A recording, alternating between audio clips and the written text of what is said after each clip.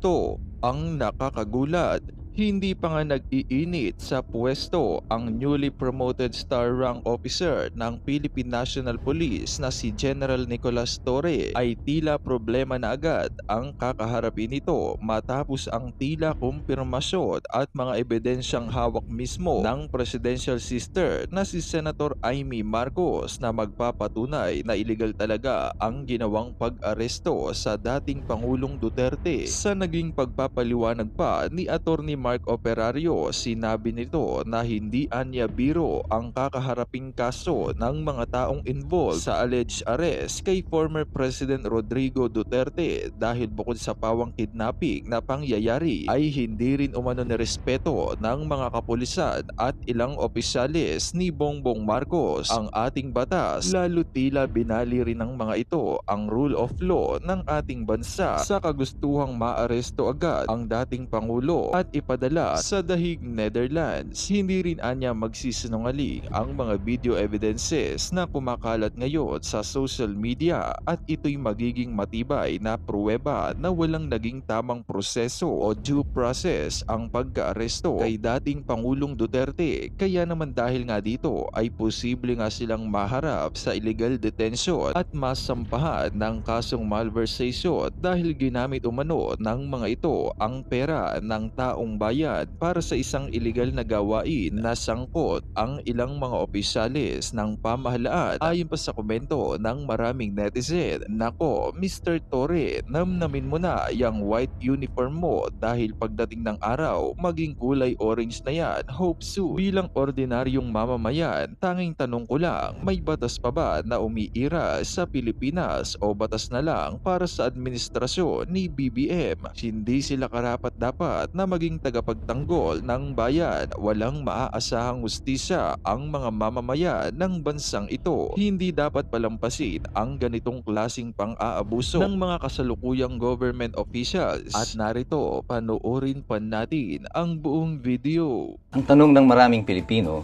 ngayong alam na natin na iligal ang pagkakaaresto kay Rodrigo Duterte, pwede daw bang kasuhan o managot ang mga taong responsable dito? Sino-sino ang mga pwedeng kasuhan? Pwede bang ma-impeach si BBM ng dahil dito? At ano ang kanilang mga pananagutan at paano ang proseso na ito, kung mangyari man ang impeachment na ito? Talakayin po natin yan ngayong umaga. Sa aspeto po ng pananagutan doon sa Criminal Act of Kidnapping, yung kaso na yan ay inaaresto pa lang si Rodrigo Duterte doon sa eroplano, ay sinabi na agad niya kung ano yung posibleng kaso ng mga aaresto sa kanya. Sinabi na niya that is serious illegal detention. In layman's term, yan po ay kidnapping. Malinaw na malinaw pa po ang isip ng ating Pangulo bilang isang dating prosecutor. Alam niya na agad kung ano ang potensyal na kasong kakaharapin ng mga aaresto sa kanya. Bukod po dito sa kidnapping, ano pa po ang mga pwedeng kaharapin na kaso nitong mga tao na ito na gumawa nito sa kanya. Pwede pa po silang kasuhan ng violation of Anti-Graft and Corrupt Practices Act at saka po yung malversation or yung paggamit ng pondo ng pamahalaan. Bakit ko po sinabi pati yung kaso ng malversation other than the Anti-Graft and Corrupt Practices Act? Meron pong isang importanteng tanong akong hinihintay noon dito sa investigasyon sa Senado na sa tingin ko hindi nasagot ng maayos. Sa interview po ni Secretary Remulla, inamin niya na ang pondo na ginamit sa pag-hire ng pagkuha o pag-charter ng eroplano ay galing sa Office of the President. Ang tanong, anong item sa budget ng Office of the President kinuha ito? Imposible naman kasi mayroong specific line item doon na nakalagay na for rent ng eroplano o for kidnapping. So most likely ito ay ginamit sa isang general fund na pinagmulan kagaya po ng confidential fund. Dahil po ibinulgar na ni Secretary Remulla na ito ay galing sa Office of the President, yung pondo na ito, at most likely ito ay galing sa confidential fund. Hindi na siya confidential kasi nahayag na siya sa publiko yung pagkakagamit nito. Kung ang pera ng gobyerno ay ginamit mo sa paggawa ng krimen, kagaya ng kidnapping, may dagdag ka pang pananagutan dahil hindi na po public use yung ginamit mo doon sa public fund. Ang kidnapping po ay hindi po yan public use. Yan po ay isang krimen at dapat may managot sa kanila. Paano naman daw po sila kakasuhan? Ang presidente po hindi po pwedeng kasuhan sa kasalukuyan sapagkat siya po ay mayroong immunity. Subalit yung kanyang mga cabinet secretary at iba pang lumahok dito ay po pwede pong sampahan ng kaso sa Office of the Ombudsman dahil sila po ay salary grade 27 na pataas at ang jurisdiction po sa kanila ay nasa Ombudsman na. Ano mangyayari sa Pangulo? Pwede pong siya ay masampahan ng hiwalay na kaso ng impeachment. Sino po ang po pwede mag-file ng complaint? Any private citizen can file a complaint. Ngayon, para po siya ma-impeach, ibig sabihin po ng impeach ay i-transmit ng Kongreso yung reklamo na yan papunta sa Senado. Kailangan mo ng 1/3 vote ng Kongreso. At pag ito naman po ay naparating sa Senado, kailangan mo naman ng 2/3 vote ng mga senador para siya ma-convict. So, posible ba na ma-impeach siya sa kasalukuyan? Depende po yan sa bilang ng mga congressman na mayroon siya. Kung yung mga may nais na ma-impeach itong si BBM, ay kailangan magpalit muna kayo ng mga congressman ninyo na sa tingin ninyo ay loyal to the current administration. Without that, it is technically impossible. Pero ang kailangan mo lang naman is a 1/3 vote from the Congress. Ang classic example po nito ay nung nangyari kay ERAP noong year 2000, nung itinransmit po ng House of Representatives through then Speaker Manny Villar yung impeachment complaint sa Senado. Natunugan na po ng mga kakampi noon ni ERAP na itatransmit nila yung resolution, transmitting the complaint, endorsing the impeachment complaint to the Senate. Kaya nung araw na yon ay tatanggalin na sana si Speaker Villar, Manny Villar, sa pagka-Speaker of the House para hindi ma-transmit yung complaint. But in a brilliant move, si Manny Villar did the unthinkable. Siya ang nag-open ng prayer in Congress, and before makapag-act yung makapaggawa ng manifestation ang mga kakampi ni ERAP Estrada, dire-diretso mula sa kanyang pagdarasal ay diniklara niya ang transmittal ng impeachment complaint, which was signed only by 1/3. Mga 75, 74 lang yata sila noon na pumirma. Itransmit na agad ito sa Senado. At dito po yung classic objection ni Digdagin de Langalen na patuloy na nag-o-object habang nagsasalita si Speaker Villar. And rightfully so, after na i-transmit ito officially ng House sa Senado, ay bumaba si Manny Villar as Speaker of the House. So ibig sabihin nito, kahit majority ng congressman ay nasa kanila, for as long as you have this 1/3 vote, pwede po na ma-transmit ang impeachment complaint sa Senado. But reality will dictate. Ito ang katotohanan. Unless there is a drastic change in the Constitution or yung komposisyon ng House of Representatives at Senado, any talks of impeachment will be futile. At its current composition, imposible na po yan. At naka-recess naman po pareho ang Kongreso at ang Senado. Ano ibig sabihin nito? Ang eleksyon na ito, kung matuloy man po ito ang magdidikta ng kung saan papunta ang administrasyon na ito at ang ating bansa. Kung mayroon bang magaganap o mangyayari sa atin pagkatapos nitong halalan na ito. Subalit ako ay nagtitiwala sa ating mga kababayan na sa pamamagitan ng mga tamang impormasyon na ito, tayo makakagawa ng tamang desisyon. Ito nga po yung dahilan kung bakit tayo gumagawa ng mga video na kagaya nito upang ma-educate po yung ating mga kababayan. Makagawa tayo ng ating tamang mga konklusyon. Noong pong 1983 nang pinatay si Ninoy Aquino, ako po ay third year high school pa lamang noon. At ang unang tanong ko noon, nung nakita ko sa TV na pinatay, binaril si Ninoy Aquino sa tarmac, ang aking tanong, sino si Ninoy Aquino? Bakit hindi ko siya kilala? Wala akong nabasa tungkol sa kanya. Sa katotohanan, simula anong panahon ng martial law na yun, ako'y elementarya, lahat ng textbooks, lahat po ng articles tungkol sa mga naganap prior to martial law, during martial law, ay hindi po tinuturo sa aming mga kabataan. Kaya po kami ay nanatiling mangmang sa kung sino siya. At natutunan ko po kung sino si Ninoy Aquino sa pamamagitan po ng mga lumang magazine. Doon po sa bahay ng lolo ko, may mga nabasa akong lumang magazine ng reporter. At doon ko po inaral kung sino si Ninoy Aquino, kung ano yung first quarter storm, ano yung naganap, yung mga rally. At dito ko napatunayan talaga that history is written by the victors. Sa kasalukuyan po, mahirap pong gawin iyan ng mga namumuno na itago pa ang katotohanan with the advent of the internet at marami pong mga tao ngayon na naghahayag. At sumasali po tayo dito ngayon sa nagpapahayag ng katotohanan. Hindi po natin intensyon na manakit, hindi natin intensyon na basta-basta manira. Ang gusto natin is to inform the people sapagkat mahirap makialam ang walang alam.